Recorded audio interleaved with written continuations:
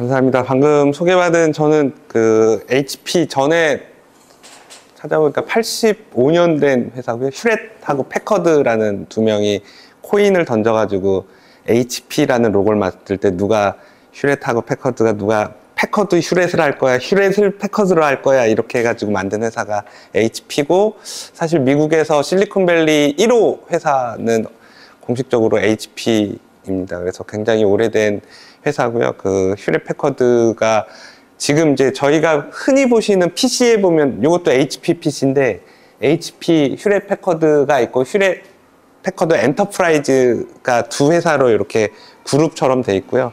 HP는 PC 프린터 하는 B2C 사업을 하고 있고 휴렛 패커드 엔터프라이즈는 이제 B2B 사업을 하고 있습니다. 그래서 지금 이제 저희 뭐 서버, 스토리지 뭐 이런 거 주로 다루고 있는 회사에서 에즈메랄이라는 이제 빅데이터나 AI 관련된 소프트웨어를 저는 소속은 에이펙 소속이고 한국 전체를 담당하고 있는 사람입니다. 그래서 간단하게 제 경력을 말씀드리면 저는 시작은 SK에서 시작을 했어요. 그래서 전공을 이제 저는 그 전자공학을 했고 중간에 MBA를 한번 했고 그리고 이제 외국인 회사에서 계속 다니고 중간에 이제 제 설명 자료에 보면 컴플런트라는 미국계 스타트업에 이제 아까 잠깐 말씀드렸는데 오픈소스 카프카 같은 거 하는 그런 스타트업에서도 좀 다녔고 지금은 다시 HP만 지금 3번째 입사를 했습니다. 처음에 한번 제가 회사를 옮긴 게 되게 재밌는 게 처음에 SK에 공채로 들어갔다가 HP에 한번 왔다가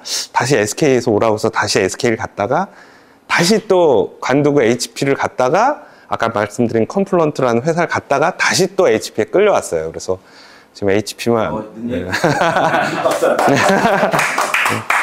네, 외국인 회사에서는 좀 특이하고 원래 회사가 한번 퇴사한 사람들 한 번 정도는 더 불러드리는데 소프트웨어 쪽을 조금 강화하고 싶다고 그래서 지금 김영채 사장이 대표인데 코리아 근데 그분이 인바이트를 해서 다시 또 와서 일을 하고 있습니다. 그래서 지금도 사실은 저는 궁금한 게 좀 많아서 공부를 좀 계속 하고 있어요. 그래서 지금도 사실은 연세대학교에서 지금 정보산업 경영이 이제 요새는 머신러닝이나 이런 일들을 하는데 거기 또 그 석사 과정을 또 하고 있습니다. 그래서 지금 공부를 계속 하고 있는 상황이고 오늘 말씀드리고 싶은 거는 사실은 저도 이제 요청을 받고 사실 저는 IT 쪽에 계속 있었고 비즈니스 쪽 계속 있었는데 여기 이제 IT 쪽에 계신 분들도 있고 또 다른 이제 의사 쪽 의료 분야에 계신 분들도 많고 이런데 어떤 얘기를 좀 전달해 드리면 아침에 좀 도움이 되실까 그리고 그런 생각이 들어서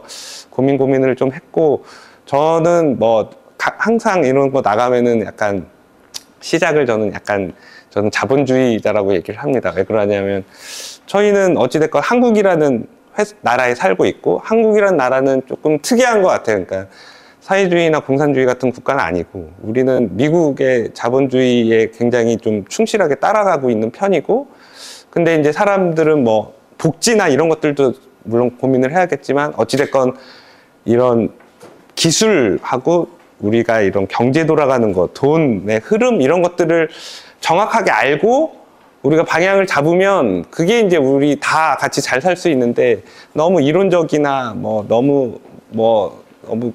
뭔가 하나에 몰입되면 이제 되게 힘든 세상이 되기 때문에 저도 오늘 얘기도 굉장히 IT 기술 지금 아까 말씀하신 거 챗GPT, 라지 랭귀지 모델 아주 핫합니다. 그리고 이게 굉장히 우리한테 많은 영향을 줄 텐데 그게 왜 영향을 주고 그리고 한국 사회에서는 미국하고는 좀 다를 수 있거든요. 테크놀로지가 미국이 주도하고 있지만 그 미국이 주도하는 게 한국에 100% 맞다라고 생각할 수는 없어요. 일부 다른 문화적인 거 우리는 랭귀지도 한국말을 써야 되고 뭐 다른 것들이 있기 때문에 그랬을 때 이 한국이란 시장이 한국이란 사회에서는 우리가 어떻게 이거를 대응하고 고민을 해야 될지 뭐 이런 뉘앙스의 얘기들이 있고 궁금하신 거 있으시면 중간중간에 제가 그 지식은 좀 미천하지만 제가 알고 있는 그래도 저는 이쪽에서 뭐 돈을 벌기 위해서지만 어찌됐건 최선을 다해서 이 앞에 있기 때문에 궁금하신 거 있으면 바로바로 질문해 주시면 말씀을 드리겠습니다.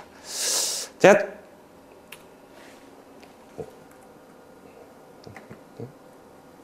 첫 장은 뭐 페이퍼인데요. 그 하버드 비즈니스 리뷰에서 보면 맨 밑에 보시면 2015년도에 만들어진 페이퍼입니다. 그래서 안에 보면은 이런 얘기들이 있어요. 데이터 레이크라고 해서 데이터를 잘 모아야 된다. 그리고 이게 제목을 보면 어떻게 스마트하고 커넥트 프로덕트가 뭐 회사를 변화시킬 거냐 막 이런 얘기들인데, 그때도 나온 얘기들이 데이터는 되게 중요하고 뭔가 데이터 레이크 같은 거를 한 군데 모아야 되고 그것들을 잘 분석하고 뭐 데이터 소스는 이런 것들이 나올 거야 뭐 이런 얘기들을 하버드 비즈니스 리뷰에서 2015년도에 얘기를 했어요. 그리고 그 안에 내용들을 보면 데브옵스라고 얘기를 합니다. IT에서는 개발하고 운영하는 조직이 하나로 바뀌어야 될 것 같아. 분석 조직은 있어야 될 것 같아. 뭐 커스터머를 고객 케어하는 조직도 있어야 될 때, 이런 얘기들을 많이 하고, 사실은 이런 조직 얘기가 지금 IT에서는 되게 핫하게, IT에 뭐 세미나나 이런 거 가시면 데브옵스 조직이 있어야 돼요. 뭐 MLOps, AIOps, 뭐 LLMOps, 이 데브옵스 개념에 뭐 이런 플랫폼이 필요해요. 그리고 이런 조직이 필요해요. 이거는 그 어떤 IT의 기술이 아니라 회사 자체가 이제 컨셉을 바꿔서 이런 비즈니스로 나가야 돼요. 뭐 이런 얘기들을 굉장히 많이 하고 있는데, 이게 2015년도에 저 하버드 비즈니스 리뷰 MBA 같은 거잖아요. 거기에 이런 얘기가 나왔다는 거죠. 근데 이 페이퍼의 실체를 보면 뭐 저도 MBA를 한 지 한 10년은 넘었는데, 마이클 포터라는 사람 다 들어보셨을 수도 있고 못 들어보셨을 분도 있는데, 마이클 포터라는 사람이 2015년도에 이런 얘기를 한 거예요. 이게 스마트 팩토리가 예전에 한번 붐이 확 불 때, 그때 이제 막 이런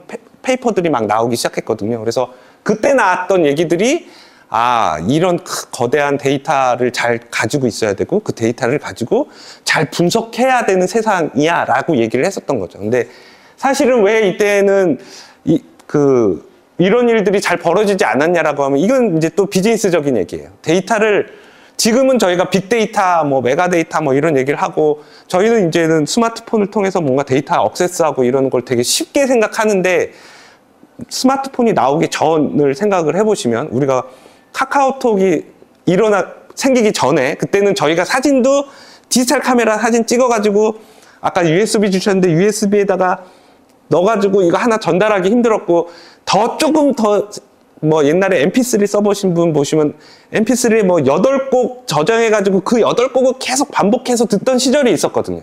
그거를 저희는 다 겪은 세대들인데, 그때는 데이터를 어떻게 다 모아? 얼마나 비싼데. 데이터 뭐 지금으로 따지면 뭐 사진 한 100장 모으려면 뭐 몇 억을 들여서 서버를 막 이따시만한 걸 사가지고 모으고 있어야 됐거든요. 근데 그만큼 이제 테크놀로지가 발전을 했고 우리 삶도 바뀌고 뭐 이렇게 했다는 거죠. 그래서 사실은 MBA나 이런 데서 마이클 포터는 굉장히 경쟁 전략에서 굉장히 중요한 사람입니다. 근데 이 사람들이 얘기했던 가장 경쟁 전략의 두 가지는 사실은 뭐 나머지 뭐 이거에 부수되는 얘기도 있지만 차별화하고 코스트 리더십이에요. 그러니까 사실 가격, 뭐 복잡하게 생각하면 더 많은 뭐가 있을지 그냥 딱 정리를 한 거예요. 그냥 어떤 거 차별화를 해야 되고 그게 코스트 이펙티브 해야 돼요. 그러니까 싸고 결국엔 남들과 다르면 우리는 경쟁력을 가져갈 거야 라는 게 시작이고, 그런 사람들이 이미 2015년, 16년도에 이미 이제 데이터는 이렇게 관리를 해야 되고 분석이 중요하고 뭐 이런 얘기를 했던 거죠. 근데 우리가 빅데이터를 얘기한 지는 2018년 뭐 이렇게 굉장히 오래된 거죠, 그것도. 근데 지금 처음에 빅데이터가 얘기 나오고 이랬을 때도 사람들이 그 데이터를 다 모아서 뭘 할 거야 뭐 이런 얘기를 많이 했는데, 지금은 이제 다소 당연히 해야 되는 일들이라고 생각하고 있고, 사실은 챗GPT가 딱 뜨기 전에, 그러니까 작년 말 뭐 이럴 때만, 그 전만 해도 뭐 랭귀지 모델 뭐 머신러닝 막 이런 얘기를 해도 그치 중요하지 이러다가 챗GPT가 딱 뜨고 나니까 갑자기 지금은 이제 세상이 바뀐 거죠. 그래서 예전에는 AI 뭐 이런 거를 나도 AI를 활용해서 뭔가를 해야지라는 세상에서, 지금은 AI는 있고 AI를 가지고 난 뭘 해야지 라는 이제 사고의 전환이 필요한 거죠. 옛날에는 AI 무슨 기술이 있어? 그럼 나 이거 쓰면은 좀 효율적인데 지금은 그런 AI는 이미 있는 거고 그걸 가지고 나는 뭘 해야지? 라는 생각으로 좀 생각을 바꾸셔야 된다는 거죠. 근데 그 생각을 바꾼다는 것 자체가 무서운 얘기입니다. 사실 뒤에 또 중간에 얘기가 나오겠지만 이제 그게 우리 일자리를 뺏을 거고 뭐 어쩌고 저쩌고 뭐 이런 일들이 있어요. 근데 그것도 생각의 전환이 필요한 것 같아요. 걔네들이 내 일자리를 뺏을 거야? 그러면은 사실은 어떻게 생각하면 내가 빨리 그걸 해서 사람들의 일자리를 내가 뺏으면 안 되나? 뭐 이렇게 생각하실 수 있는 거잖아요. 그래서 그런 식으로도 좀 생각을 한번 해보실 수 있고, 트렌드 관련된 얘기를 하면 미국의 이제 엔젤 투자하는 안데르센 호르비트라는 그 엔젤 투자 캐피탈 회사가 있습니다. 이 회사가 하도 스타트업이나 이런 데 투자를 많이 하니까 이제 세상의 트렌드나 이런 거 어디에 돈이 많이 쏠리고 이런 것들을 발표를 했는데, 그게 이제 저희 여기서는 데이터 50이라는 얘기를 하고 있어요. 그래서 데이터 50은 뭐냐면 이제 어떤 회사가 상장을 했고 어떤 회사가 돈을 모았고 어떻게 성장하고 있는지 뭐 이런 얘기들이 여기 있습니다. 그래서 보면은 데이터 분석가, 우리가 링크드인 하시는지 모르겠는데 요새 IT 하는 사람들은 링크드인이라는 지금 마이크로소프트의 자회사로 돼 있는데, 링크드인이 서로 SNS예요. 내가 무슨 일을 하고 있고 회사 어디고 뭐 이런 것들을 서로 소통하는 건데, 그 대부분의 IT 사람들은 이걸 통해서 서로 인맥을 맺어가지고 회사 이직하고 이러는데, 링크드인에서 그런 걸 분석을 했더니 데이터 엔지니어나 학습 엔지니어 같은 게 가장 빠르게 성장하고 있고, 대부분의 사람들이 수익성 연구 이런 것들이 계속 늘어나고 있다. 그 데이터가 되게 중요하다. 이런 얘기들을 많이 하고 있습니다. 그래서 그 리스트를 보면 데이터브릭 다 못 들어보신 회사들이 실 확률이 많은데, 데이터브릭, 스케일, DBT 이런 잘 모르는 회사들이지만 이런 회사들이 굉장히 크게 성장을 하고 있습니다. 그리고 보시면 아시겠지만 2021년도에 10조 이상으로 추정되는 회사가 실제 데이터 관련된 비용을 굉장히 많이 지출하고 있다는 거고, 그다음 이런 얘기들은 스노우플레이크, 아까 제가 컴플런트라는 회사에 잠깐 근무를 했었다고 말씀드렸었는데, 스노우플레이크, 컴플런트 같은 잘 못 들어보신 스타트업이 이제 전 세계에 디팩토라고 표현을 하고, 저희는 표준이라는 표현은 안 하고 디팩토라고 표현하는데, 디팩토가 되어가는 소프트웨어를 만든 사람들이 회사를 만들어서 그 회사들이 막 성장하고 있다, 이렇게 생각하시면 될 것 같아요. 잠깐 표준이랑 디팩토를 말씀드리면, 한국하고 미국 문화가 좀 다른 거는, 한국은 이게 표준이야, 그러니까 다 이거에 맞춰인 거고, 미국은 특정 기술이 나오면 그게 이제 표준을 나라에서 정부나 이런 데서 이렇게 강요하거나 그런 게 아니라 커뮤니티가 만들어져서 사람들이 다 그 기술을 쓰면 그걸 저희는 표준이라고 표현은 안 하고 디팩토라고 표현을 합니다. 근데 이게 어떤 효과가 있냐면, A, B, C라는 세 개의 기술이 나왔는데 비슷한 기술이에요. 근데 A는 처음에 태생을 했으니까 사람들이 많아졌어. 근데 B, C 마지막에 생긴 게 큰 회사들, 예를 들어 구글, 메타, 페이스북 이런 데서 이거 약간 단점이 있으니까 비슷한 건데 이걸 만들어서 여기에 커뮤니티를 막 붙여가지고 이 커뮤니티가 커지면 결국에는 A라는 기술이 없어져 버리고 C라는 기술이 디팩토가 되고, 다들 이 기술을 쓰면 예전에 A를 썼던 사람들이 도태가 돼요. 그러니까 이 사람들도 빨리 피해가지고 C 기술로 넘어갑니다. 이게 오픈소스 시장이에요. 이런 기술들이 되게 많아졌어요. 그래서 아까 스노우플레이크나 컴플런트 같은 회사는 아까 카프카라는 오픈소스인데, 그걸 만든 사람들이 이걸 디팩토로 만들어 놓고, 처음에 컴플런트 출신들은 링크드인 출신들이거든요. 링크드인에서 오픈소스를 만들고 이걸 커뮤니티로 뿌려서 모든 사람들이 쓰게 만들고, 그걸 나와서 비즈니스를 하는 회사가 컴플런트라는 회사입니다. 그러니까 비즈니스를 만드는 게, 내가 소프트웨어를 만들었으니까 딱 만들어서 나 이것은 내 거 사, 이런 시장이 아니라 처음에는 오픈소스로 다 풀어서 모두가 쓰게 만들고, 다 쏠림이 생기면 그럼 나는 그거에 엔터프라이즈형으로, 이거를 엔터프라이즈에서 회사에서 쓰려면 기술 지원이 필요하니까 나한테 도움을 받아야 되지 않겠어, 이런 식으로 비즈니스 모델이 바뀐 겁니다. 그래서 예전하고 소프트웨어 시장은 많이 바뀌었어요. 예전에는 저희가 사실 마이크로소프트 오피스나 이런 걸 쓰는데, 이런 거는 MS가 IP를 가지고 있는 거잖아요. 근데 이 B2B 시장은 대부분 IP가 없이 오픈소스가 이런 식으로 시장을 지배를 하고 있습니다. 근데 왜 이런 시장이 필요하냐 하면, 또 나중에 말씀드리는데 챗GPT 같은 것들도 다 이런 오픈소스 기반의 서버도 저렴해지고 오픈소스도 저렴해지고 가격 경쟁력이죠. 결국에는 코스트를 떨어뜨려 가지고 우리가 쓰는 지금 머신러닝이나 AI나 챗GPT나 이런 것들 기술을 사용할 수 있는 시장까지 온 거예요. 그래서 그동안 소프트웨어도 엄청 빠르게 발전했고 하드웨어도 엄청 빠르게 발전했기 때문에 지금 이런 세상이 벌어지고 있다, 이렇게 이해하시면 될 것 같습니다. 그래서 그냥 트렌드인데요, 어디가 계속 발전을 하냐라고 얘기를 하면 중요하게 보셔야 되는 게 우리가 쿼링 프로세싱이라고 얘기하는데 요거를 이제 분석 영역입니다. 분석 영역은 쉽게 말씀드리면 데이터를 다 모아놨으면 그 데이터 다 모아놓은 거에 대해서 유의미한 데이터를 만들어내는 건데, 그거는 저희 뭐 다 수학, 산수 해봤잖아요. 더하거나 빼거나 나누거나 곱하거나 그룹 짓거나, 그게 뭐 어려운 일인데, 근데 뭐 한 10개 데이터, 뭐 100개 데이터, 뭐 그런 10억 개 데이터, 우리 국민들 뭐 데이터를 다 해서 뭐 나눠가지고 그 사람들 연령대별로 뭐 어쩌다 이런 것들을 분석하기 시작하면 그냥 단순하게 엑셀에서 이렇게 계산할 수 있는 영역이 아니거든요. 그런 걸 분석하는 거를 우리는 쿼링 프로세싱이라고 얘기를 합니다. 그리고 중요한 건 AI, 머신러닝. 이거는 굉장히 지금은 뭐 당연히 여기 다 끄떡끄떡 하시면서 아 그렇지, 근데 챗GPT 나오기 전에 이렇게 얘기해도 그렇지, 우리가 머신러닝을 뭐 하긴 해야지 뭐 이런 분위기였는데, 지금 제가 느끼는 느낌은 많이 바뀌었어요.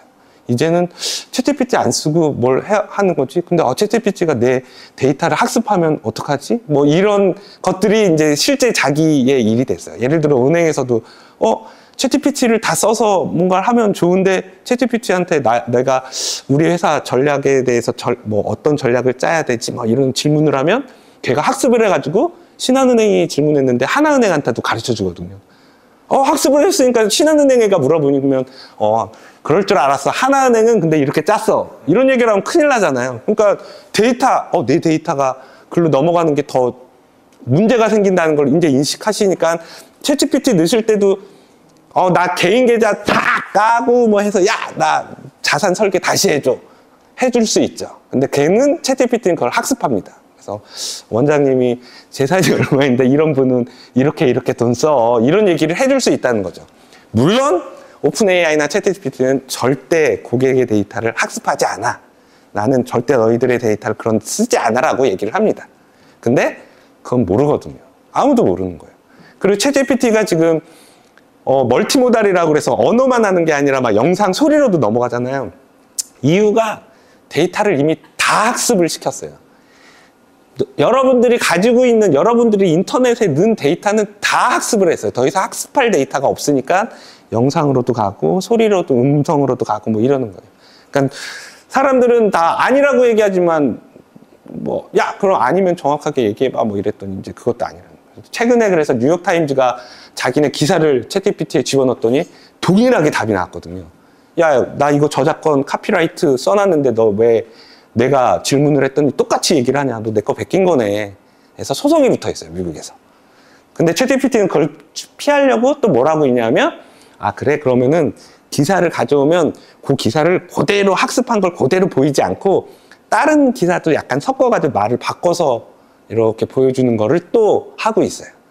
그럼 이제 계속 분쟁이 계속 이어지는 거죠. 근데 어찌됐건 그거는 말은 그렇지만 다 학습을 하고 있다. 그건 뭐 무서운 얘기니까요.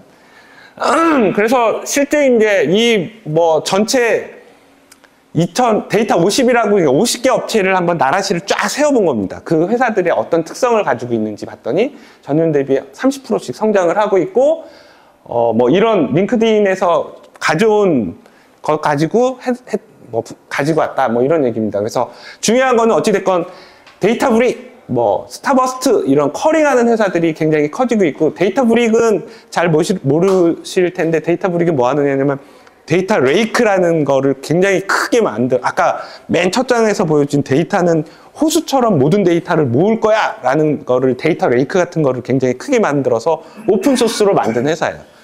그리고 얘네들의 비즈니스 모델은, 근데 이런 소프트웨어 회사들이 다 약간 성격이 틀린 게, 그거를 다 오픈소스로 풀어서 주로 쓰는 사람들하고 그런 사람들을 엔터프라이즈로 해서 돈을 버는 회사들이 있고, 그거를 다 풀어놓은 다음에 이거를 퍼블릭 클라우드, 그러니까 AWS나 애저나 이런 퍼블릭 클라우드에 얹어놓고 거기 들어와서 쓰는 사람들한테 돈을 받는 비즈니스 모델도 있고 되게 다양하게 존재합니다. 그래서 저는 HP라는 회사는 어떤 이해관계를 보시면 되냐면, 이게 그래서 각 회사의 이해관계를 잘 들여다보셔야 되는데, 왜 데이터 브릭, 그러니까 전략적으로 데이터 브릭이 왜 퍼블릭에서 그런 서비스를 하죠? 근데 얘네들은 왜 오픈소스로 풀었죠? 오픈소스로 싹 풀어가지고 사람들이 다 쓰게 하면 그 서비스를 쓰고 싶으면 다 퍼블릭 클라우드 와서 써야 돼요. 그게 얘네의 전략이에요. 모두가 오픈소스로 풀어서 다 맛을 보게 만들고 이게 되게 좋은 기술이라고 검증이 돼서 진짜 엔터프라이즈 회사에서 쓰려고 하면 퍼블릭 가서 걔네들이 사용하는 사스라고 하는데 사스에 접속해서 쓰게끔 하는 게 데이터 브릭 같은 회사의 이해관계입니다. 근데 얘네들은 왜 그런 전략을 쓰냐 하면 한국은 IT 시장에서 전 세계의 2%예요. 데이터 브릭 보기에는 한국이란 이 1%, 2%도 안 되는 시장에 온프렘에 뭔가 이렇게 영업사원도 만들고 엔지니어를 만들어서 한국 고객이 나 산다고 막 이렇게 해서 기술 지원하고 뭐 하는 게 돈이 안 된다고 보는 거예요. 왜 그러냐면 퍼블릭 클라우드에서 만들어 놓고 미국에서 그냥 자기네 엔지니어들이 전 세계를 커버하면 되는데, 굳이 한국에 지사를 만들어서 굳이 한국에 뭐 엔지니어 영업사원을 만들어서 돈 벌면 돈은 벌겠지만 그 돈 마진이 그렇게 좋지 않다는 거죠. 근데 미국에서 이렇게 하면 마진율이 30%, 40%인데 한국에서 오면 5%, 10% 그것도 돈 버는 거니까 해야죠. 아니요, 요새는 투자자들이 50% 돈 벌다가 마진율이 30%, 20% 떨어지면 회사가 문제 있다고 보거든요. 성장률이 떨어졌다고 보기 때문에 그런 짓들을 안 합니다. 그래서 한국같이 이런 시장은 가만히 놔둬도 퍼블릭 클라우드로 올 거야. 그러니 버려. 약간 이런 시장입니다. 근데 한국이 특이한 나라예요. 한국은 랭귀지도 한국말 써야 되고, 퍼블릭 클라우드 쓰면 다 보안 때문에 가면 안 된다고 그러고, 뭐 온프렘에 자기 IDC 만들어서 저장해야 된다고 그러고, 막 이런 시장인데 한국의 목소리가 미국 거대 기업에서 보기엔 아니 그래 열심히 해봐 그럼 난 모르겠고 이런 거예요. 근데 우리는 이런 오픈소스들을, 최신의 기술들을 오픈소스로 나와 있으니까 써야 되잖아요. 공짜고 잘 쓰면 되는데. 근데 그 미국 시장에서는 뭐 마이너한 시장에 뭔가 이렇게 비즈니스가 나오기 쉽지 않다는 거죠. HP는 어떤 입장이냐, HP는 하드웨어를 팔아야 되는 회사예요. 한국이 어찌됐건 하드웨어를 갖다 주고 팔아야 되니까 그 위에 얹어지는 오픈소스들에 집중을 하고 있고, 제가 지금 담당하는 것들이 에즈메라라는 브랜드의 그 오픈소스의 뭐 이렇게 인테그레이션 플랫폼인데, 그런 것들은 한 서버를 팔아서 그 위에 플랫폼을 올려서 하려고 하고 있다. 이렇게 이해하시면 될 것 같아요. 그래서 이 쏠림이나 이런 것들이 규모의 경제, 이것도 또 비즈니스 관련되는데, 규모의 경제를 만들어내지 않으면 지금은 힘든 세상인데, 규모의 경제를 한국이 미국을 이겨서 규모의 경제를 만들어내겠다는 거는 힘든 상황이고, 사실 규모의 경제는 중국이나 인도, 미국 뭐 이런 데 트렌드를 따라가지 않으면 쉽지 않은 상황입니다. 근데 우리는 기술은 좋은데 시장 사이즈는 작고, 하지만 뭐 트렌드는 따라가야 되고, 그러니까 약간 특이한 구조에서 저희는 살아남으려고 노력을 하고 있다. 이렇게 생각하시면 될 것 같고, 머신러닝, AI 뭐 이런 것들은 뭐 다 중요하고 나중에 뒤에서 조금 더 말씀을 드리겠습니다. 그리고 이걸 ELT라고 그러는데, 인젝션하고 로드하고 트랜스포머 하는데, 이건 그냥 쉽게 생각하면 약어를 많이 쓰는데, IT에서도 뭐냐면 데이터를 가져오는데, 나는 레이크 같은 큰 데이터를 그냥 이렇게 저장할 거야 라고 생각하지만, 사실 IT적으로는 굉장히 그게 쉬운 일은 아닙니다. 데이터가 포맷이 다 틀려요. 어떤 사람들은 파일, 뭐 나는 엑셀로 만들기도 하고 워드로 만들기도 하고, 한국은 아래 한글로도 만들기도 하고, 그 다음에 어떤 데이터들은 실시간 데이터들이 있어요. 막 로그처럼 바로바로 떨어지는 데이터들도 있고, 이런 것들을 레이크에 담아서 그거를 사용하고 그거를 분석하는 사람들이 쓰게 하려면 중간에 전처리 과정이나 뭐 이런 것들도 필요하고, 또 비용입니다.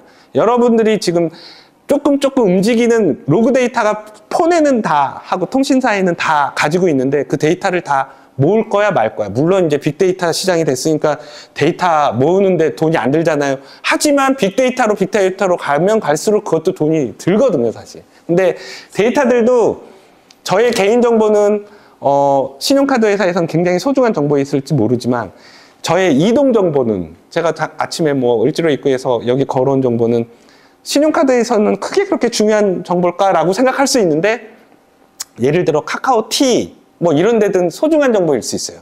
왜 그러냐면 제가 택시를 잡으면 제가 그 순간에 어디 있는지에 있는 데이터가 중요하거든요. 물론 이제 그 데이터도 10분 뒤에 제가 을지로 입구에서 뭐 을지로 3가로 걸어가고 나면 10분 전에 을지로 입구에 있었던 데이터는 또 필요 없는 데이터일 수도 있어요. 하지만 그 데이터도 보관을 하고 관리를 해야 되고 그래야지 이제 뭐 이런 것들을 컨트롤할 수 있으니까. 근데 그 데이터를 저장하는 비용이 또 얼마냐라는 것도 생각을 해야 되는 거죠. 그래서 기술적으로 다 될 것 같지만 이게 비용적으로 안 맞으면 일부는 커트하고 하지 말아야 될 데이터 분석들도 생기고 이런 것들이 같이 비즈니스와 IT가 이렇게 발전해 가고 있다. 이렇게 이해하시면 될 것 같습니다. 그래서 ELT는 뭐 그런 거라고 생각하시면 될 것 같고 데이터 거버넌스나 시큐리티는 지금 이제 설명 안 드려도 야 이건 얘가 빅 브라더라고 그러잖아. 얘가 내 데이터를 다 알고 있으니까 나한테 뭔 짓을 할지도 모르겠네. 뭐 이런 게 그러니까 시큐리티나 이런 것들도 지금 굉장히 중요해지고 사실은 의료 쪽이 굉장히 중요하죠. 그래서 저 컴플런트 다닐 때도 미국에서도 히파라고 그 로스앤젤레스 쪽 이쪽 동부 서부 쪽에 그게 규정이 제일 세더라고요. 그래서 미국에서도 걔네 규정을 거의 표준으로 삼고 사실 컴플런트도 시큐리티를 한국에 얘기할 때 아, 우리는 미국의 히파를 다 따르고 있어요. 라고 얘기하는데 사실 한국 오면 근데 그건 미국 얘기고 우리는 다른 나라 얘기잖아. 이렇게 얘기하는 것들이 이제 미국에서 보면 야, 근데 1%, 2% 시장인데 아, 됐어. 그럼 걔네들끼리 알아서 하라고 그래. 막 이런 일들이 벌어집니다. 그러면은 좋은 솔루션을 가져와서 왔는데 시큐리티 관련된 거는 우리가 한국의 그 레귤레이션을 다 따르자니 규모의 경제가 예를 들어 저한테 한국의 모든 정권을 주면 제가 돈을 벌어서 그런 규정도 패스하고 이렇게 할 텐데 지금 오픈소스는 그런 시장이 아니거든요. 그럼 이제 포기하게 되는 거예요. 그럼 한국 규정에는 못 맞을 테니까 그냥 한국은 알아서 살든지 글로벌 회사 입장에서는 이런 입장이 되는 거죠. 그러면은 이제 싸고 좋은 솔루션이 나와도 비싼 뭐 이런 솔루션으로 가게 되고 그럼 이제 기술 격차가 나기 시작하고 그럼 도태되기 시작하고 뭐 이런 일들이 그런 갈등이 있는 거죠. 근데 저도 사실은 저는 공무원이 아니라서 공무원 조직이나 이런 데랑 일을 해보면 아주 현실적인 문제입니다. 새로운 기술이 저희 뒤에 보시면 페이퍼가 막 3개월에 한 번씩 나오거든요. 라지 랭귀지 모델 같은 페이퍼가 3개월 만에 나와서 진짜 이걸 써야 돼요. 그래서 이제 이걸 준비해. 근데 이제 나라에서 예산 받아 가져가면 실제 이 페이퍼에 있는 이 이론을 쓰려면 빨라야 내년이거든요. 근데 내년 뒤에는 세상이 바뀌어가지고 야 누가 그걸 가지고 지금 구축을 하니? 이런 얘기들을 들을 수 있는 시장으로 너무 속도가 빨라져서 사실 저도 다시 공부를 하고 있고 계속 공부하고 있는 게 저 영업도 하고 뭐 이런 마케팅도 하고 뭐 이런 것도 하는 게 뭐 너무 바쁜 게 계속 세상이 너무 바쁘다. 그래서 또 챗GPT 나오고 나서는 더 바빠졌어요. 세상이 너무 바빠져서 계속 오늘 1시간이지만 이런 얘기를 확 듣고 나서 3개월 뒤에 다시 와달라고 그러면 또 와서 다른 얘기를 할 수가 있어요. 굉장히 바쁜 세상을 살고 있고 여러분들도 제가 이런 얘기 하고 나면 가끔 그러더라고요. 김일근 상무가 한번 설명하고 나면 벼랑 끝에 놓인 것 같다고 뭔가 빨리 하지 않으면 바로 도태될 것 같고 뭐 이렇다는데 사실 저는 정신적으로 좀 상담을 받아야 될지 모르겠지만 좀 약간 굉장히 현실감 있게 그렇게 느끼고 있으니까 그렇게 바쁘게 살고 있습니다. 그래서 사실 항상 뭐 솔루션이 변하는 거는 데이터 양하고 사용량. 그러니까 결국엔 데이터. 우리는 계속 뭐하고 뭐해 먹고 살았지 모르겠지만 결국엔 모든 거는 데이터였습니다. 데이터가 어떤 형태로 존재하든 우리 머릿속에 있었던 어디 내 컴퓨터에 있었던 스마트폰에 있었던 어떤 데이터 그리고 데이터가 얼마나 사용량이 증가하고 어떻게 활용하냐에 따라서 모든 시장이 많이 바뀌었다라는 거고 컴퓨팅과 스토리지가 분리됐다라는 얘기가 있는데 이게 뭐냐면 컴퓨팅은 계산하는 애고 스토리지는 저장하는 애예요. 근데 데이터도 곰곰이 생각해보면 결국에는 어딘가 저장을 해야 될 필요가 있고 저장된 걸 활용하는 게 있는데 그 두 가지를 지금 IT에서는 컴퓨팅, 스토리지 이렇게 얘기를 합니다. 그래서 이 컴퓨팅 스토리지 그러면 사람들이 그럼 서버 뭐 컴퓨터 뭐 되게 복잡한데 이 B2B 하는 사람들은 서버라는 표현도 써요. 서버도 뭔가 계산하는 데를 그냥 우린 컴퓨팅 영역이라 생각하고 서버가 가끔 데이터를 가져다 저장하는 역할을 할 때도 있어요. 그러면 스토리지라고 얘기도 합니다. 그래서 우리가 사용하는 PC는 그럼 뭐야? 컴퓨팅이에요? 스토리지예요? 얘는 안에 하드디스크 큰 거 꽂았으니까 스토리지 역할도 하고 있는 거고, 계산도 하잖아요. 우리 뭐 하면은 뭐 웹 쿼리도 뭐 던지고 뭐 웹페이지도 열어주고 이런 계산하는 거는 컴퓨팅 역할도 하는 거고, 지금 이렇게 합쳐져 있는 거고, 스마트폰도 마찬가지입니다. 계산 영역과 저장하는 영역. 그래서 한때는 갤럭시도 막 우리 1기가예요, 1테라예요, 막 이런 스토리지를 강조하다가 지금은 우리 실시간 번역해요. 우리는 돼요. 이건 컴퓨팅 얘기를 하는 겁니다. 이렇게 두 가지 영역이 주로 있다. 이렇게 이해하시면 될 것 같고, 돈이 어디로 많이 흘러갔나 보면은 확실히 쿼링 프로세싱하는 회사로 돈이 많이 흘러갔습니다. 분석, 큰 데이터를 가지고 내가 이렇게 뭐 분석하는 영역에 대부분의 돈이 이게 벤처 투자된 돈을 보는 거거든요. 돈은 다 쿼링하는 회사로 왔어요. 근데 AI 머신러닝 하는 데들도 있어요. 근데 이 자료가 2020년도인가 뭐 그때 자료이기 때문에 그때도 이렇게 됐었고, 지금은 이제 또 많이 바뀌었겠죠. 근데 이제 스타트업이 시작되는 회사들을 보면 실제는 쿼링 프로세싱 하는 애들이 돈은 다 가져갔는데 개수는 20%밖에 안 되고, AI 머신러닝 하는 회사가 돈은 걔네들에 비해 반도 안 가져갔는데 업체 수는 30%가 넘어요. 그 얘기는 AI 머신러닝이 엄청 계속 크게 성장하고 있다는 거고, 왜 그러냐면 데이터를 저장했기 때문에 이제는 분석, 컴퓨팅 영역이 계속 커지고 있는 것 당연하다고 보시면 되고, 그래서 20%로 가지고 있었던 데이터 브릭, 스노우플레이크 얘네들이 가지고 있던 펀딩도 얘네들도 지금은 다 저장만 하는 게 아니라 그걸 가지고 AI 머신러닝 한다고 다 AI 머신러닝처럼 발전해 가고 있어요. 그래서 얘네들이라고 하지만 얘네들도 결국엔 AI 머신러닝 하는 회사들하고 지금은 같은 비슷한 일을 한다. 얘네들이 뭐 데이터 저장만 한다고 평생 하는 건 아니잖아요. 업무를 계속 늘리니까. 그런 회사들이 어디에 있냐? 라고 보면 대부분 미국에 있습니다. 미국에 여기에 뭐가 있죠? 실리콘밸리가 있죠. 주로 실리콘밸리에 있어요. 그리고 동부에도 좀 있고. 여기는 영국, 이스라엘 같은 회사에 한두 개씩 있습니다.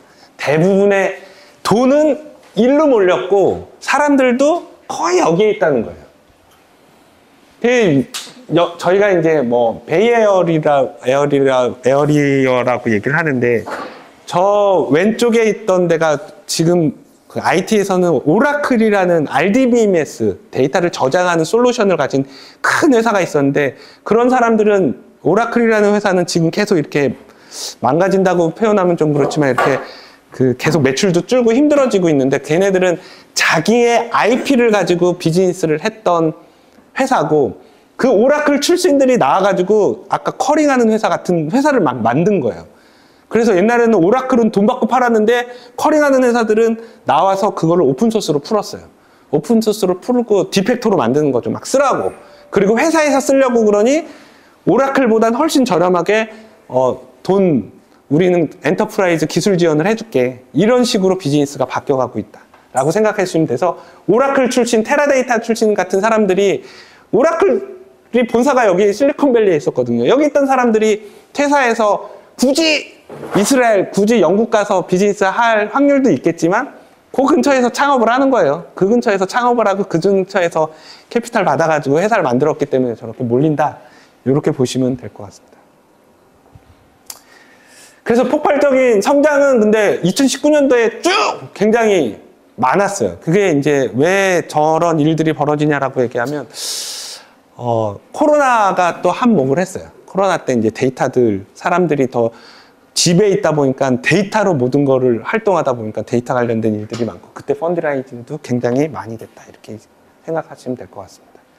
그리고 아까 말씀드린 대로 뭐 어디에 돈이 많이 쏠리냐인데, 확실히 AI나 머신러닝 쪽에 돈이 많이 쏠리고 있다. 그래서 지금은 AI 머신러닝을 얘기하지 않을 수가 없고, 데이터 저장하는 건 당연한 거고 중요한 거고, 그 데이터를 어떻게 관리할 건지 시큐리티나 이런 것들도 되게 중요하고, 그럼 그 데이터를 잘 저장하고 관리한 거를 어떻게 활용해야 되지? 분석도 중요한데 미래를 예측하려면 AI나 머신러닝 같은 것도 해야 되고, 막 이런 복잡한 세상으로 가고 있습니다. 그래서 이걸 누가 다 하지? 예, 뭐 전문가들을 아웃소싱 하든지 뭐 이렇게 하셔야죠. 예전에 빅데이터 시장을 보면 저희 어떤 상황이 있었냐면 빅데이터가 2018년도에 매직 컨트라트라고 저희 이 가트너 같은 데서 야 요새 뭐 기술을 뭐 이렇게 주도하는 회사가 뭐야 막 이런 얘기를 하는데 그때 이제 등장했었던 회사들 이름입니다. 그래서 메발이라는 회사가 있었고 호토노스, 클라우데라, 메발 이런 회사들이 있었는데 이것도 트렌드를 말씀드리려고 하는 건데 클라우데라, 호토녹스 같은 데들, 메발 이런 회사들이 있을 때는 이렇게 퍼블릭 클라우드가 많지 않았어요. AWS가 한국에는 들어왔지만 리전이라고 그러거든요. AWS의 서버들이 한국에 있지 않고 뭐 이래서 그때는 이렇게 크지 않다 보니까 빅데이터를 하려면 이런 회사들이 다 온프렘이라고 해야겠는데 그냥 고객사의 IDC에다가 서버를 갖다 놓고 거기서 빅데이터를 하던 시절이었어요. 그때만 해도. 그래서 이런 회사들이 대부분 한국에도 지사를 만들고 이제 그 오픈소스지만 오픈소스의 엔터프라이즈 버전의 소프트웨어를 팔고 뭐 이러던 시절이 있었거든요. 근데 시절이 계속 흘러가니 트렌드가 또 바뀌는 거죠. 온프렘이 아니라 아까 말씀드린 대로 퍼블릭 클라우드가 등장하고 퍼블릭 클라우드에서 쓰는 것도 좋아지고 이러다 보니까 클라우데라 호토녹스는 2018년도에 합병을 했고 HP가 메발이라는 회사를 인수를 했습니다. 근데 이것도 이제 다 작전이 있는 거예요. 얘네들은 합쳐져서 뭘 하고 싶냐 하면 사스 회사로 가고 싶어요. 그 얘기는 무슨 얘기냐 하면 원래 한국 같은 나라에다 직접 설치를 하고 기술 지원하던 회사였는데 이렇게 하다 보니 퍼블릭 클라우드가 많아졌고 야 이거는 돈이 안 되네. 빨리 퍼블릭으로 옮겨가서 미국에서 본사에서 엔지니어가 기술 지원하면 되는데 굳이 왜 한국에 엔지니어를 둬서 비용을 내니? 라고 해서 얘네들은 자꾸 이제 사스 퍼블릭 클라우드로 가려고 하고 있고 메발이라는 회사를 인수한 HP는 야 그것도 맞긴 한데 하드웨어도 사야지. 하드웨어에다가 빅데이터도 해야지. 약간 이런 전략으로 가고 있다. 이렇게 이해하시면 될 것 같습니다. 퍼블릭 클라우드하고 오픈소스 관련돼서 간단하게 말씀드리면 퍼블릭 클라우드는 제가 가끔 얘기할 때 사실 퍼블릭 클라우드가 대세야 될 거 그건 잘 모르겠어요. 왜 그러냐 하면 우리는 1920년대, 10년대에 보면은 집에 발전기 없으시잖아요. 요새 누가 다 전기를 한전에서 가져다 쓰고 그만큼 쓴 것만큼 돈을 내잖아요. 근데 예전에는 2020년도, 30년에는 한전 같은 회사가 든든한 회사가 없으니까 전기가 언제 끊길지 모르니까 집에 발전기를 뒀거든요. 그래서 전기가 나가면 발전기를 돌리고 심지어 저는 그 해외에 아직 필리핀이나 뭐 이런 데들은 전기가 아직 불안정한 데들은 여전히 발전기를 돌려요. 전기 나가면. 근데 이제 컴퓨팅도 그럴 수 있다는 거죠. 컴퓨팅도 야 굳이 내가 왜 서버를 사고 하니 그냥 다 모아놓고 전기 쓰듯이 그냥 빌려다 쓰면 되지. 이게 더 합리적인 거 아니야? 이렇게 생각할 수 있잖아요. 근데 전기와 컴퓨팅은 좀 다른 게 컴퓨팅은 데이터가 관여된다는 거예요. 내 데이터가. 전기는 그냥 일방적으로 전기를 받아서 쓰는 건데 컴퓨팅은 내 데이터를 걔네한테 줬다가 걔네도 보관도 시키고 뭐 이래야 되니까 이제 다른 거죠. 근데 퍼블릭 클라우드는 그러다 보니까 어찌됐건 퍼블릭 클라우드의 비즈니스 전략은 뭐냐 하면 AWS가 퍼블릭 클라우드를 제일 먼저 시작했는데 아마존 여러분 쓰시잖아요. 지금도 이제 구매하실 때 아마존 11번가 뭐 쿠팡 이런 거 쓰실 텐데 아마존이 온라인으로 책을 팔았는데 책을 미국에다 막 팔았는데 미국이 뭐 동부하고 서부하고 뭐 6시간, 7시간 차이 난다고 해도 막 몰리는 시간이 있고 서버들이 노는 시간이 있어요. 그러니까 야 이거 노는 서버들을 이거를 노는 시간에 딴 애들한테 돈 주고 빌려주면 그럼 내 입장에서는 가만히 어차피 가지고 있는 서버인데 돈 아낄 수 있는 거 아니야? 라는 컨셉으로 시작한 게 퍼블릭 클라우드입니다.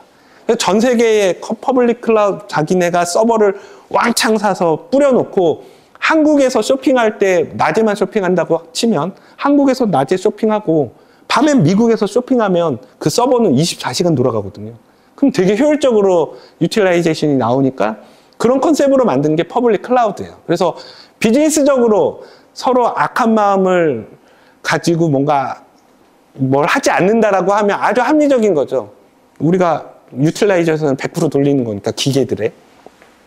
그래서 굉장히 초기 낮은 비용이고 빨리 시작하고 확장하기도 쉬운데 문제는 비용을 예측할 수 없어요. 왜 그러냐면 사실은 내가 뭔가 궁금해서 이렇게 질문을 했는데 그게 한 번에 딱 답이 나와서 하면 저희는 이제 광고 때문에 다 공짜라고 생각하긴 하지만 어찌됐건 비용이 금방 나오는데 질문을 했는데 이게 굉장히 많은 데이터를 긁어와야 되면 굉장히 많은 비용이 나올 수도 있거든요. 근데 제가 질문할 때 그런 걸 알고 질문하는 건 아니잖아요. 데이터를 많이 가져올지 조금 가져올지 알게 뭐야 그러고 질문하니까. 그래서 사실은 B2B적으로 보면 분석 비용이 높지 않고 저희가 소유권에 락인된다는 건 나는 사실은 내 데이터는 구글 스페이스, 구글에다가 이렇게 저장을 해놨는데 구글에서 마이크로소프트가 하는 원드라이브 같은 걸로 데이터를 옮기는 게 그렇게 또 쉽지는 않습니다. 포맷도 틀리고 막 깨지게 만들고. 왜 그러냐면 걔네는 자기 서비스를 계속 써야 되니까 약간 어렵게 이렇게 하거든요. 그래서 나는 그걸 쓰다 보면 그 벤더에 락인되는 효과가 있어요. 지금 넷플릭스 가격 올린다고 그러고 쿠팡 가격 올린다고 그러고 이런 것들이 결국엔 자기네들이 저렴한 서비스를 쓰게 만들고 그 다음에 다 내 거 쓸 때 가격을 조금 올리는 전략이 아주 유효하다는 거죠. 그래서 아마존도 10년간 적자를 보다가 이제는 다 저 쓰는 거예요. 그럼 가격을 올리기 시작하는 거고 쿠팡도 시장을 거의 다 먹었다 생각하니까 가격을 올리는 거예요. 카카오도 마찬가지입니다. 근데 우리는 이 새끼들 그럴 건데 지금 싸니까 쓰는 거예요. 항상 근데 B2B에서는 대안을 준비해 놓지 않으면 나중에 특정 벤더한테 다 쏠릴 수밖에 없는 그런 게 지금은 이게 이러니까 규제를 가해야지. 여기서 이제 사회적 갈등이 나오는 거예요. 이렇게 좋은 기술이 있고 이렇게 싸게 공급하는데 왜 규제를 가해? 야, 옛날에 나중 가면 얘가 가격 올리고 뭔가 딴짓을 할 거잖아. 그건 미래잖아. 지금은 아니잖아. 미래에 그렇게 될지 안 될지 어떻게 알고 지금부터 규제를 하니? 뭐 이런 갈등이 계속 있는 거예요. 그 오픈소스들을 직접 하실 수도 있어요. 직접 하면 어떠냐 하면 오픈소스는 만들어질 때 굉장히 자기 철학을 가지고 만들어져요. 나는 데이터를 절로 보내는 거에 특성화되어 있고 나는 그걸 분석하는 걸로 특성화되어 있는데 보내는 하고 분석하는 애가 둘이 같이 붙어 있지 않아요. 나는 이거만 만들고 쟤는 저거만 만들어요. 그러면 그거를 같이 사용하기 위해서는 누군가가 들여다보고 누군가를 봐야 되는데 그런 것들을 하기 위해서는 기술이 굉장히 어렵다. 그러니까 저희가 규모의 경제를 못 만들어내잖아요. 한국은 못 만들어냈기 때문에 미국에서 그런 공짜 좋은 기술들을 막 만들어내는데 그걸 합치거나 플랫폼화 하는데 사람이 필요하고 그 기술력이 필요한데 그거를 채우는 게 쉽지 않다. 그런 식으로 이해를 하시면 될 것 같습니다. 그리고 그러다 보니 다양성이 켜져서 표준화하기도 쉽지 않고 그런 것들이 어려워서 한동안 개발자들 붐이 확 불었는데 챗GPT가 나오면서 또 시장을 확 바꿔먹었죠. 그래서 컴퓨팅 스토리지 관련된 얘기는 아까 말씀드려서 그냥 넘어갔고요. 챗GPT 관련된 AI 관련된 얘기를 좀 말씀을 드리면 프로세스를 오토메이션 할 수 있고 디시전 메이킹을 쉽게 해줄 수 있고 여러분들은 AI가 어떤 역할을 한다라고 생각하시면 좋냐면 지금의 챗GPT 생성형 AI는 그냥 내 옆에 갓 대학 졸업한 인턴 정도가 하나 날 도와주고 있다 정도로 생각하시면 돼요. 지금 챗GPT한테 너무 많은 걸 기대하는 것도 무리고 지금은 내가 그냥 뭐 어느 정도 생각해서 얘기한 거를 대학생 인턴 정도 애가 와서 빠릿빠릿하게 이렇게 만들어주고 요 정도 컨셉으로 생각하시면 돼요. 근데 예전에는 인턴 하나 쓰려고 그것도 다 돈이고 여러 가지 뭐 HR 관련된 이슈도 있고 많은데 지금은 그런 챗GPT 인턴이 내 주위에 한 10명 정도 나는 언제든지 PC만 켜고 인터넷만 연결되면 인턴 10명을 쓸 수 있다 이렇게 생각하시면 돼요. 이거를 아까 말씀드린 대로 이걸 전제로 깔고 내가 뭘 해야 될지를 고민하시는 게 맞지. 야, 나 저 인턴이 뭐 하는지 좀 들여다보자. 쟤를 통해서 뭘 할 수 있는지 들여보자는 아니고 이제는 그 인턴들이 있다는 가정하에 그럼 내가 뭘 해야지? 라는 생각을 하셔야 된다는 거죠. 그 얘가 뭐냐 하면 예전에 소프트웨어를 짜거나 이러면은 어떻게 했냐면 사람이 했어요. 패턴을 찾고 그런 것들을 뭐 관리하고 문제가 있는지 없는지를 해서 아웃컴을 만들어냈는데 지금은 이제 이런 패턴 찾고 뭐 소프트웨어를 개발하고 이런 것들을 사람이 하지 않습니다. 이거는 이제 AI가 하는 거예요. 챗GPT가 하는 거고 예전하고 다르게 아웃컴이 나왔을 때 그거를 진짜 내가 원한 대로 답이 나왔나? 라는 슈퍼바이저 역할만 하는 걸로 보시면 돼요. 그래서 이런 트렌드가 이렇게 바뀌어가는 거를 거부하시면은 혼자 사셔야 될 것 같고 요즘은 거부하시면 안 된다. 우리가 얘기하는 AI 윈터라는 게 있었습니다. 사실은 70년대, 80년대, 90년대 이렇게 저희가 겨울이 있었다고 얘기를 해요. AI에 관련된 겨울이. 그래서 지금 생각해 보시면 옛날에 의료계에도 한번 확 했었던 게 왓슨이 의사분들보다 훨씬 더 굉장히 큰 뭐 정확한 진단을 하고 있고 뭐 어쩌저쩌 막 이런 얘기가 한번 붕 떴었고, 근데 그러고 나서 또 왜 없어졌지 싶게 스르륵 없어져 버렸잖아요. 그리고 또 한번 확 떴죠. 이세돌을 바둑이고 다 이겨버렸어 뭐 이러면서 또 한번 AI가 확 떴는데 또 그리고 스르륵 사라졌어요. 근데 왜 처음에 이제 왜 이런 일들이 벌어지냐, 왜 그러게 그때도 그런 것들이 있었는데 왜 그때는 떴다가 지금 없어졌다, 왜 지금은 이러지? 그게 결국에는 돈하고 기술입니다. 이론은 굉장히 머신러닝 관련된 내용은 1943년 막 저희 6.25 전에도 이런 이론들은 나오기 시작했어요. 그래서 이런 컨셉이나 이런 것들은 아주 옛날부터 있었는데 문제는 그거를 실현할 수 있는 수가 없었어요. 1970년대 마찬가지 아까 말씀드린 대로 왓슨 뭐 이런 거 떠서 IBM이 막 엄청 뜨고 막 뭐 사람들하고 할 수 있어 막 이런 얘기를 했었는데, 그 다음에 또 한 번 80년대에도 야 이번에는 또 바둑도 이겼어, 이제 인간의 그 지능은 우리가 다 이겨 이랬는데 실제로 뜨지 않았었던 건 결국에 그 윈터에는 ROI가 안 나왔어요. 여러분들이 알고 계시는 AI의 경쟁자는 누구냐 하면 알고 보면 사람입니다. 알고 보면 사람이에요. 예전에는 기계가 사람을 대신하기 때문에 막 옛날에 뭐 영국이나 이런 데서 뭐 문제가 뭐 노동운동이나 이런 게 문제가 됐는데, 지금은 이 AI가 생각하는 사람의 롤을 바꾸려고 하고 있기 때문에 이슈가 되고 있는 거예요. 근데 그것도 그런 걸 하시는 분의 인건비하고 문제가 되는 거예요. 예를 들어 아까 그냥 쉽게 얘기했지만 대학생 인턴이 10명 있다고 하면 그 10명의 인턴 비용이 AI를 쓰는 게 더 저렴하니까 지금 문제가 되는 거예요. 근데 그 저렴하게 된 배경은 결국에는 소프트웨어, 오픈소스 시장이 커져서 소프트웨어가 싸지고 서버들을 다 표준화하면서 서버들이 엄청 싸졌습니다. 그러다 보니까 옛날에 1테라를 저장하기 위해서 1억이 들었는데 지금 1테라를 저장하기 위해서 뭐 한 2, 3만 원만 써도 되니 1억과 2, 3만 원은 엄청난 차이거든요. 그 기술 격차가 결국에는 사람 인건비를 따라잡기 시작했어요. 그래서 지금은 무서운 세상으로 가고 있는 거예요. 최근에 챗GPT 나오면서 개발자들을 다 잘랐어요. 개발자들이 하던 일들을 보니 연봉 한 5천, 6천, 챗GPT 쓰면 그냥 비용이 들겠죠. B2B에선 1,000만 원, 2천만 원이면 되는데 내가 왜 연봉 5천, 6천짜리를 쓰지? 대신에 슈퍼바이저는 필요하다고 그랬잖아요. 연봉 2억짜리 사람은 필요한 거예요. 이게 저희 다 자본주의니까, 자본주의 사시는 분은 이 양극화가 이런 데서도 벌어지는 거예요. 똑똑하고 잘하는 몇 명은 남는 거고, 어설픈 사람들은 AI나 이런 사람들한테 잡아먹힌다. 이렇게 생각하시면 될 것 같고, 자, 엔비디아 주식이 엄청 올랐습니다. 어제 엔비디아 주식이 조금 떨어졌다고 아침에 뉴스 보니까 조금 떨어졌다고 나스닥이 왕창 내려앉고 막 이러고 있는데 엔비디아가 엄청 커졌어요. 보시면 아시겠지만 글씨가 잘 나오는데 메타라는 회사에서 35,000장을 사요. 35,000장. 한 장에 요새 한 8천만 원, 1억 합니다. 이런 거를 메타 혼자 이렇게 많이 살고 있어요. 구글도 이만큼 사고 있어요. 왜 얘네들이 이런 GPU를 이렇게 사대냐. 우리가 라지 랭귀지 모델을 트레이닝을 하려면 굉장히 많은 GPU가 필요합니다.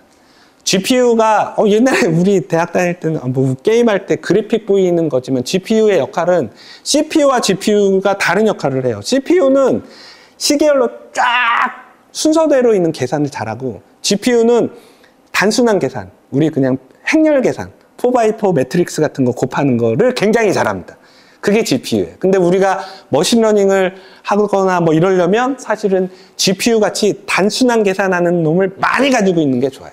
그래서 CPU는 지금 뭐 50코어, CPU 하나가 50코어면 50개 계산하는 놈을 한 놈이 가지고 있으면 GPU는 한 놈이 막 몇만 개의 코어를 가지고 있어요.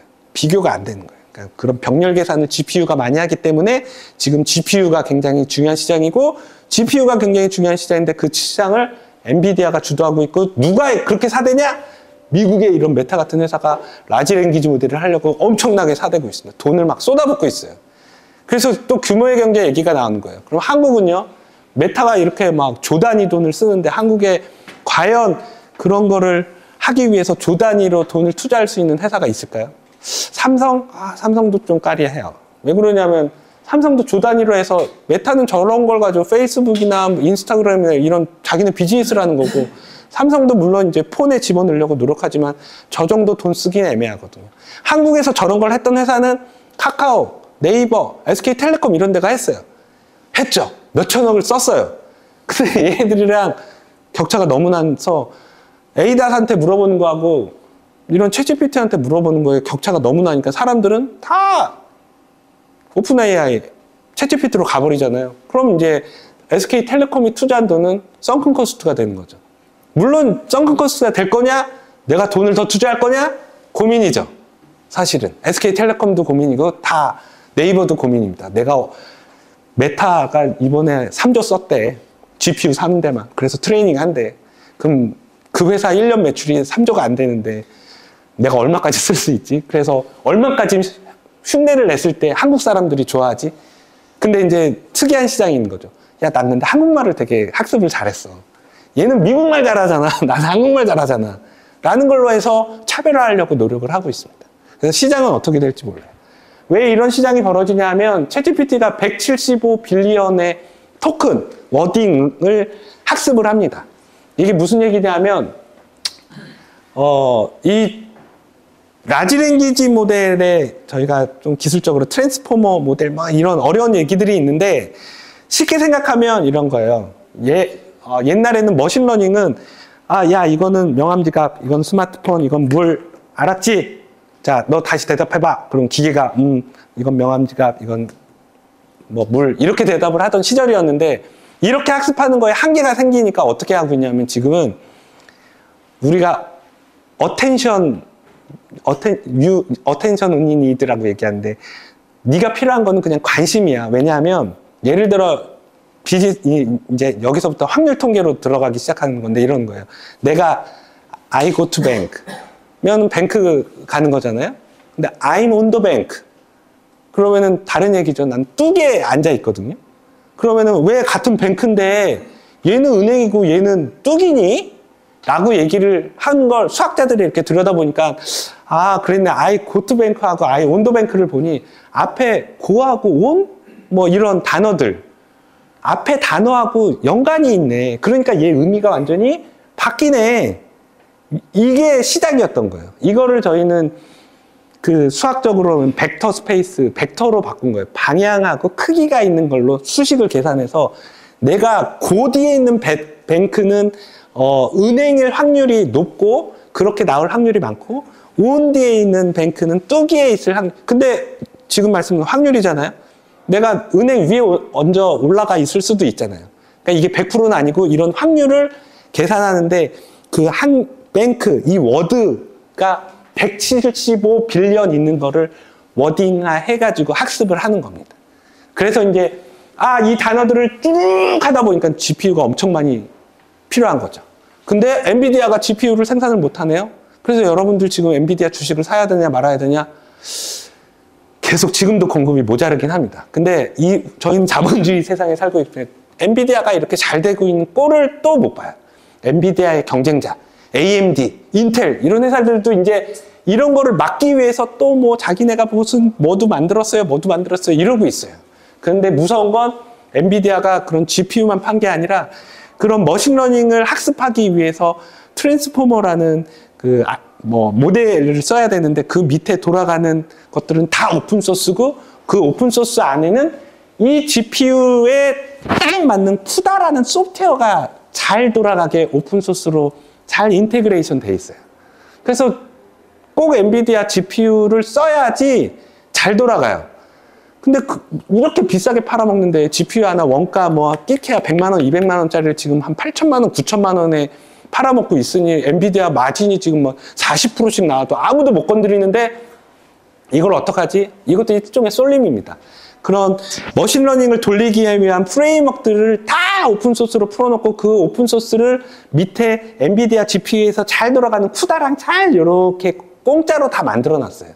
그리고 GPU 사 이러니까 다른 GPU가 바뀌면 이 디바이스가 바뀌면 그러면은 이제 이 앞에 오픈소스들이 다 바뀌어야 돼요. 근데 그 많은 오픈소스를 누가 다 수정하고 바꾸고 할 거야? 개발자들이? 지금 시간도 없는데? 그러니까 또 엔비디아를 또 사는 거예요. 그리고 또 사고 또 사고. 그러면서 쏠리기 시작하니까 지금. 그래서 사실은 이렇게까지 학습을 많이 시키다가 지금 다시 떨어지고 있어요. 왜 떨어지냐 하면 175빌리언의 그 토큰을 학습하다가 지금 7빌리언까지 떨어진 건 기술이 좋아졌으니까 7빌리언으로 떨어졌나? 아니요. 돈이 없어서. GPU가 없어서. GPU를 살 수가 없으니까. 아까 말씀드린 대로 이 토큰이 많은 학습을 많이 할수록 답은 정확하게 좋게 나오는 건 다 알아요. 근데 GPU가 없어요. 학습을 할 수가 없으니까 야 여기서도 적당히 답이 나오지 않아? 이런 세상으로 바뀌고 있는 과정입니다. 근데 이게 커브가 이렇게 돌았지만 다시 GPU 시장이 좋아지면 올라갈 거라고 생각하고 그 GPU 시장은 엔비디아가 주도할지 AMD가 주도할지 인텔이 주도할지 사실 모릅니다. 아까 나온 게 2018년도에 구글에서 머트라는 모델이 나왔고 GPT-3가 우리 출시 전이죠. 그때도 이렇게 나왔고 라마라는 모델이 있는데 무서운 건 챗GPT는 자기네가 막 만들어서 자기네가 서비스하고 유료 서비스도 해요. 근데 메타는 다른 철학을 가지고 있어요. 야, 이런 파운데이션 모델 이런 것도 오픈소스로 풀어야지. 그래서 아까 메타가 35,000장 막 사고 그랬잖아요. 사서 라마라는 오픈소스 파운데이션 모델, 그러니까 랭귀지 모델의 기본되는 파운데이션 모델을 만들어서 공짜로 풀어버렸어요. 이게 완전히 챗GPT나 이런 데랑은 또, 이 새끼가 갑자기 나 혼자 독주할 수 있었는데 돈 엄청 들여서 오픈소스로 풀어버렸네요. 지금 이렇게 경쟁이 가고 있어요. 그래서 한국 시장은 챗GPT한테 잡아먹히느니, 오픈소스를 가지고 한국에서 라지 랭귀지 모델을 뭘 할 수 없을까? 이런 고민들이 많은 거고, 그게 이제 딱 한국 시장 맞는 거예요.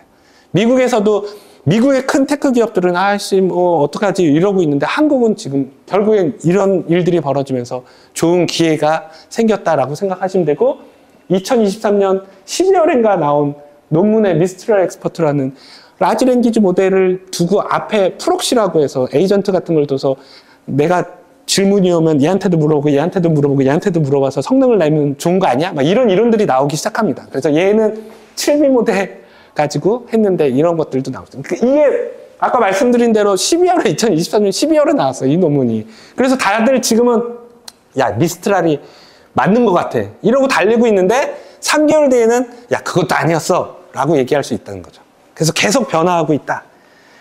데이터가 계속 중요하다고 말씀드리는데 얘를 후크즈 나이먼 누가 911 터뜨렸어 라고 얘기하면 아까 말씀드린 대로 트랜스포머 모델 뭐 이런 것들은 라지 랭귀지 모델은 그냥 전 세계에 있는 데이터를 막 긁어가지고 그냥 확률이 제일 좋은 거를 말씀드리는 거예요.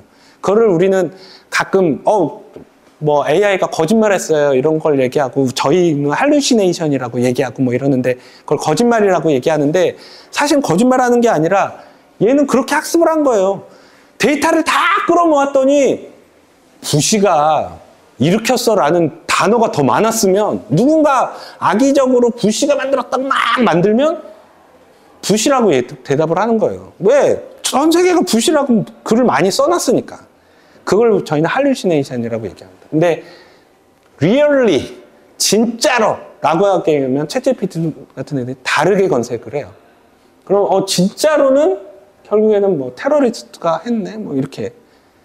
근데 이런 거를 이럴 수 있는 거죠. 이런 상황인데 북한이 정말 최선을 다해서 전 세계 데이터가 야 그거는 예를 들어 뭐 북한이 그랬다고 하면 안 되네요. 뭐 김정은이 했다고 막 써서 이 프리퀀시를 굉장히 높여놓으면 엉뚱하게 야 9.11 누가 터뜨렸어? 김정은이 터뜨렸어 라고 할 수 있다는 거예요.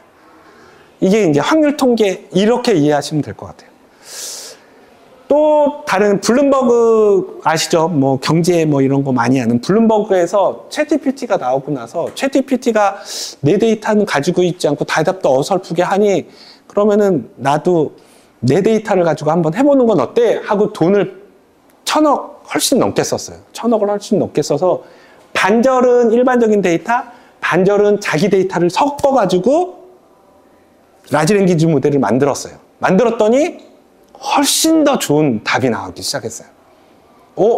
내가 물론 그 얘기는 근데 너무 당연한 거죠. 학습하기를 블룸버그는 데이터들이 많으니까 자기네 데이터를 가지고 학습을 했으니 굉장히 좋은 자기네가 원하는 답을 얘기를 하는 거죠. 그 얘기는 우리나라 같이 금융, 의료 이런 데 데이터를 챗GPT나 이런 데 보낼 수 없는 데들은 그 데이터를 이런 파운데이션 모델을 오픈소스 파운데이션 모델을 가져다가 우리만의 데이터를 얹어서 그거를 학습시켜서 그 우리만의 프리트레이닝 돼 있는 파운데이션 모델이라고 얘기하는데 프리트레이닝 돼 있는 모델을 가지고 서비스를 하면 내가 원하는 답을 얻을 수 있겠네 라는 거를 몸소 미국에 있는 큰 회사가 몇 천억을 들여서 또 보여줬습니다. 그래서 실제 얘네들이 왜 한 50대 50으로 왜 학습을 했니? 기준이 없어요. 그냥 자기네들도 잘 모르니까. 이 챗GPT 시장이 이러죠. 이게 어떻게 학습됐고 이런 걸 모르니까 그냥 한번 해봤는데 답이 좋더라. 그래서 실제 블룸버그 전 세계 터미널에는 이 안에 챗GPT 말고 이걸 통해서 이제 질문하고 답을 받고 뭐 이러고 있는 시장입니다. 그렇게 세상이 바뀌어가고 있어요. 그럼 한국에서도 오픈소스 막 이렇게 가져다가 뭐 잘 인테그레이션해서 파운데이션 모델도 만들고 뭐 하고 데이터 레이크도 만들고 보면은 많잖아요. 저희 뭐 매발 저희 HP 것도 있고 서버도 HP 것도 있고 뭐 굉장히 뭐 되게 많습니다. 이게 많아 보이지만 사실은 더 많습니다. 여기서 고르셔야 돼요. 여기서 뭐 골라서 뭐 오픈소스다. 여기서 골라서 뭔가를 하셔야 돼요. 퍼블릭 클라우드도 잘 돼 있어요. 이런 것들이 막 해서 내가 가져다 쓸 수 있게. 근데 한국은 퍼블릭 클라우드를 쓸 수 없으니 여기서 누군가 잘 큐레이팅 해가지고 그걸 가져다가 써야 되는 세상으로 바뀌었고 그런 거는 그래서 자꾸 이제 슈퍼바이저 역할을 중요시하는데 이제 그런 걸 아는 똑똑한 사람들이 이런 것들을 선택하고 취사 선택을 해야 됩니다. 그게 이제 우리의 미래를 결정할 거라고 생각하고요.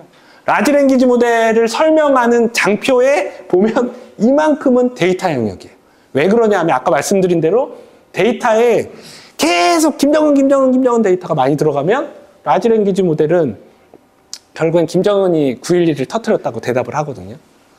근데 그러다 보니까 이제 데이터 영역이 중요하고 이 데이터들도 많이 모으는 것도 중요한데 그 데이터들이 진짜인지 아닌지를 잘 정제하고 시큐리티 같은 것들을 해야 돼서 우리가 데이터 엔지니어링, 데이터 피처링 같은 기술을 집어넣어서 데이터를 가져다가 잘 정제해서 분석하기 전까지 좋은 모델을, 좋은 데이터를 만들어내는 것도 굉장히 힘들고 중요한 일이다. 이렇게 생각하시면 될 것 같습니다. 제가 1시간 정도 했거든요. 그래서 이제 나머지는 조금 빨리 그냥 말씀드릴게요. 아마존, 넷플릭스, 에어비앤비 이런 데들이 결국에 이런 식의 데이터를 가지고 비즈니스를 했더니 이만큼 돈을 벌고 있고 시작하고 있다. 넷플릭스 예를 넷플릭스 다 보시겠지만 넷플릭스의 클릭을 보니 결국에는 내가 뭐뭐 클릭했는지를 얘가 머신러닝으로 학습해서 그거를 추천해 보면은 다 틀리거든요. 얘가 게이나 초게이나 뭐 이렇게 얘기를 하는데 얘는 유튜브도 그렇잖아요. 동영상을 알고리즘이라고 표현하는 것들은 얘는 제 클릭을 계속 학습하고 있다는 거죠. 그 얘기는 내 클릭한 거, 내 로그를 뭐 개인정보를 안 본다고 하지만 다 보고 있다는 거. 그리고 얘가 나 동의 안 했는데 옛날에 로그인 하시고 뭐 돈 내고 그랬잖아요. 이미 다 로그인 다 동의를 하셨어요. 자기도 모르게. 삼성폰도요. 처음에 삼성폰 쓰고 할 때 앞에 약간 엄청 많이 나오거든요. 안에 보면 다 동의하셨습니다. 그래서 얘네들은 이미 나를 알고 있다. 라는 가정하에 세상은 사셔야 돼요. 그럼 난 전혀 단절하고 살 거야. 그럼 뭐 혼자 사셔야 되는 상황이 올 수도 있습니다. 굉장히 힘든 세상에 살고 있습니다. 그래서 실시간 데이터 중요하고 요 한 예는 아까 말씀드린 겁니다. 우버에서도 뭐냐면 라이더가 어디에 있는지, 로케이션이 어디 있는지, 레스토랑의 레이팅은 뭔지 뭐 이런 거를 학습하고 있다가 김일근이라는 애가 딱 들어가서 화면을 딱 띄우면 아, 얘는 딜리버리 굉장히 빠른, 가격이 싼, 뭐, 라이더도 빨리 갈 정도 오는 것만 클릭하더라라는 걸 학습하면 그걸로 1, 2, 3위를 딱 보여줘요. 근데 그래가지고 우리가 추천 메뉴에 보면 다 다르게 나오는 것들이 그런 논리고, 이거를 누가 하냐? 사람이 들여다보냐? 아닙니다. 다 머신러닝이 합니다. 다 AI 머신러닝이 데이터를 가져다가 계속 학습을 하면서 계속 그 사람에 맞게 데이터를 주고 있어요. 예전에는 와, 그걸 어떻게 했지? 지금 그건 오픈소스나 이런 툴들이 너무 좋아져서 다 쓸 수 있는 세상이 바뀌었어. 근데 이런 것들을 쓸 수 있다는 가정하에 이제 비즈니스를 하셔야지. 야, 그걸 개인 걸 그걸 다 모아서 뭘 어떻게 할 거야? 이제는 할 수 있다는 가정하에 뭘 생각을 하셔야 된다는 세상으로 바뀌었다는 거죠. 그래서 지금은 이제 거대 플랫폼에 어플리케이션이 붙어서 서비스를 받는 그런 세상으로 바뀌었다. 이렇게 이해하시면 될 것 같고, 짧게 HP가 이제 그런 비즈니스를 하이브리드하게 하고 있다. 이거는 저도 HP 직원이라 한 페이지만 넣습니다. 예. 궁금한 사항이나 뭐 다른 뭐 얘기 말씀 들으신 것 중에 좀 다른 이견이 있으시거나, 저도 사실은 계속 공부하고 뭐 이러고 있지만 저도 아는 게 뭐 요 정도 레벨입니다. 그래서 사실은 아직도 몰라서 아직도 학교를 다니고 있고 아직도 공부를 하고 있는 상황이라, 사실 어디든 이런 데 미팅 가서 얘기 듣는 거 되게 좋아하는 게, 저도 몰랐던 분야에 저도 몰랐던 세상들 얘기 듣고 나면 아, 내가 너무 몰랐구나 뭐 이런 생각을 많이 해서, 예. 혹시 뭐 다른 궁금한 사항이나 이런 거 있으시면